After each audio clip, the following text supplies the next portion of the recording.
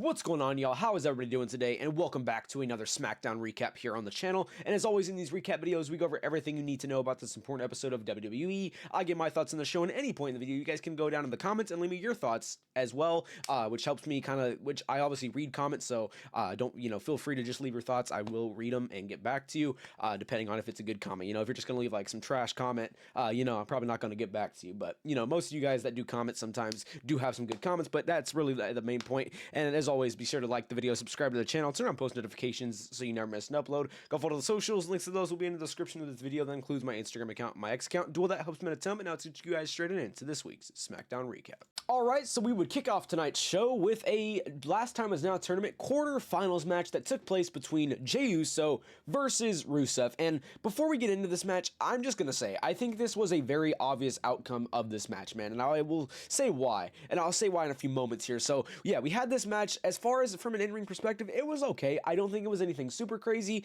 but it also, to me, makes sense because maybe they're just trying to save as much of Jey Uso as they can. Obviously, tomorrow for War Games, and we're going to keep touching on the War Games topic right now. So remember, I said I think that this outcome was very predictable, and I say that because, well, Jey Uso, obviously, yes, he has War Games, and he's literally involved in the men's War Games match tomorrow night at San Diego Survivor Series War Games. So for that reason, I think that it was very obvious to obviously have Jey Uso win here, because I feel like if he loses, it's kind of like that, maybe like that type of thing where it's like, okay, you have a guy who's literally going to be in one of your top matches that happen like of the year, like at least, one of the top matches that happens every year, and you're going to have him lose the night before. It kind of just makes him look weak and just kind of makes him look, I don't know. I mean, it just really deteriorates his overall representation before before War Games. So obviously I already figured that they were most likely going to continue with Jey Uso winning here, which is exactly what they did. I know a lot of people are going to be upset because, Rusev has a lot more,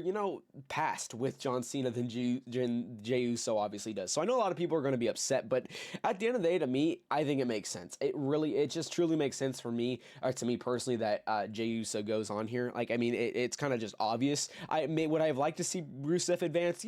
Probably a little bit more, but, I just kind of figured Jey Uso was already going to win this one. I mean, it's just really was not that hard to tell, to really realize that for me. But yeah, I mean, like I said, as far as the overall match, I think it was okay. It wasn't anything special. If it could have been better, like I'm saying, if obviously maybe Jey Uso didn't have War Games tomorrow, but he does have that. So I mean, I feel like maybe there was a little bit it's not lackluster, just it wasn't as good as the match could have been, in my opinion. I think we could get a lot better out of those two. That's not saying it's bad. I just think it wasn't as good as it could be. But yeah, really, my final thoughts here and the final everything you guys got to know here is obviously Jey Uso advances. Rusev is now out of the tournament, and like I said, my final thoughts, it was an okay match. It was honestly a predictable match as well, though, in my opinion. All right, now we jumped into a very short segment, really a useless segment, in my opinion. So we jumped into Chelsea Green's pretty much championship celebration, because she did get back her Women's United States champion,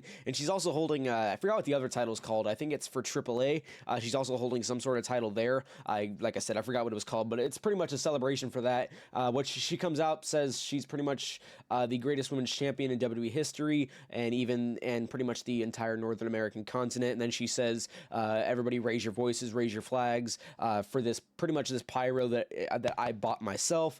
She gets to 5. She counts down from 5 to 1. She gets to 5, 4, 3, and I believe it was at 3. That's when we see Jade Cargill come out. She comes out pretty much and just wipes her out. Just literally wipes out Chelsea, and obviously Alba Fire was out there with her, and she wipes her out as well. And pretty much your main takeaway here is, I guess, Jade's going after the U.S. title now. She's probably going to end up being a double champ. I don't see why she wouldn't be a double champ. It's just continuing to show Jade as being dominant, but that's cool and all, but this, you can kind of just tell that kind of WWE just kind of had to put something together, at least in my opinion, because, I mean, you're having like your top champion now go after U.S. champion, which is fine. I mean, I don't really hate on that. I'm just saying it just kind of, to me, it just kind of felt like, just kind of random. I mean, maybe it's just me, but I know one thing for sure is that this segment was pretty lame to me. I really did not care for it. And yeah, that's really all you got to know there. All right, now we jumped into the last time is now quarterfinal match of the night, and it took place between LA Knight versus a mystery opponent, and that mystery opponent would be once again The Miz. And same as the other match, I think this match was okay. it was just okay as well. I'd probably rank it the same as I did the other one. It was all right. I don't think it was anything super crazy. Once again, I would have liked to see. I think that mainly it's just because like we had the Miz as our mystery opponent again. I would have liked to at least see somebody new. We did not get that, unfortunately. We didn't get that because we had a backstage segment before this where Nick Aldis would be there, and the Miz comes in, and then R-Truth comes in and kind of distracts Nick Aldis while he has one of the drawings open, and then the Miz kind of swaps the paper in there with his, and then so he gets his way in there. But I kind of wish we got somebody else, man, honestly. But it is what it is. Like I said though, as far as the match, it was okay. Our winner was obviously LA Knight. Kind of expected that. I did not really expect the Miz to win this one, and he didn't. So it was all right. It wasn't anything too special. It's just it's not bad, not that good. It was just okay. All right. I don't really know what else to say for it. Like I said, LA Knight advances, which I will say is cool in my opinion. I know a lot of people again would have liked probably the Miz to advance here because he has passed with Cena. That did not happen, which is unfortunate for those who did want the Miz to win, but I really preferred LA Knight to win here. But yeah, that's really my only thoughts here, and yeah. Alright, now we would jump into the Women's War Games Advantage match, which took place between Charlotte versus Asuka.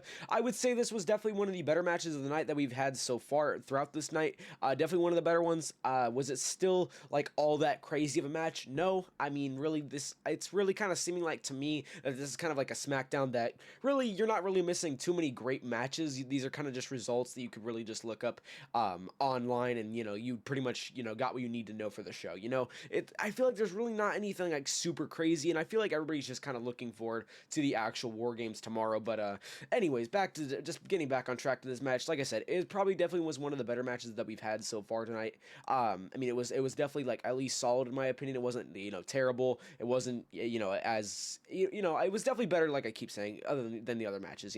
But inevitably we would get to the ending and we would see Charlotte Flair take this win for her team. And I mean, really, that's all you have to know, man. There's really not much to cover here. Not too much happened. The only thing you really need to know is who really won the match here, because it obviously affects tomorrow night, and obviously that was Charlotte Flair's team, so they will get the advantage in the War Games, and that's really all you need to know here. Alright, so we made it to our main event of the night, which was a traditional Survivor Series tag team style of match, elimination tag team style of match, I should say. So on one side it was Sami Zayn's team, which included obviously Sami Zayn, Rey Fenix, Shinsuke Nakamura, and both members of the Motor City Machine Guns, so Chris Sabin and Alex Shelley. On the other side it was Solo and his MFTs. I will say this match had its good moments. It also had maybe it's not so good moments. Its good moments, I think some of the standouts here were the Motor City Machine Guns. I think Motor City Machine Guns played a pretty good role in this match. I think they did good in this match, and I liked what we had seen from them in this match. So I will say not War Games. Motor City Machine Guns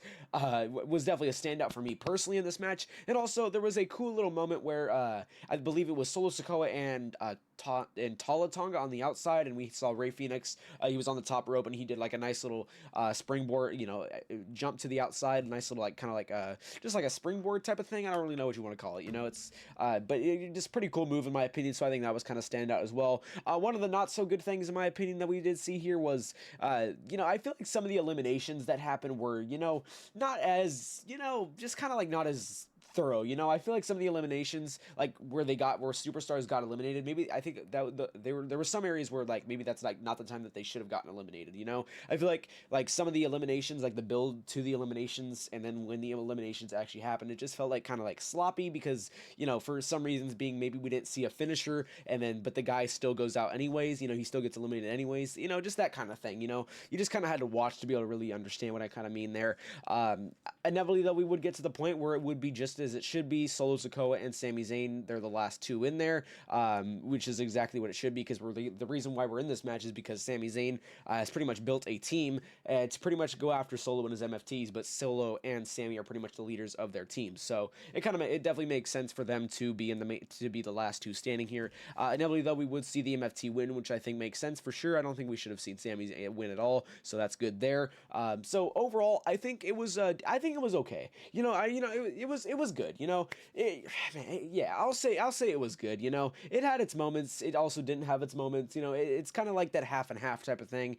It was okay. You know, it wasn't anything super crazy, it wasn't bad, but I'll say it was good, you know. You know, that's kind of just this entire SmackDown. You know, I really was not feeling it tonight, man. I can't lie. I just kind of, you know, I just feel like I just really want to get to War Games, and I kind of, you know, really didn't care too much for this show, and I feel like the show overall just could have been better anyways. But yeah, back to just this match. The main thing you got to know here, Solo does win here, and you know, this match had its good moments and it had its bad moments, you know, kind of like any other match. But the main takeaway here is Solo and the MFTs do win here. Oh, and one thing I did forget to mention as well, at the end of that match, you know, after the match had happened, it would be Solo Sikoa. He's just standing in the middle of the ring, and then we do see the WYATT SICKS appear, and then they attack Solo. So I think that was pretty cool as well. Hopefully we actually start to get the Solo Sikoa and MFT, you know, versus the WYATT SICKS, you know, feud. Hopefully we actually get that started finally, which I think we will now. But just throwing that out there as well. So I think that was actually pretty cool. I think that moment was honestly cooler than pretty much most of the entire show, in my opinion. So I did like that, but yeah, just to throw that in there because I did forget to mention that a few moments ago.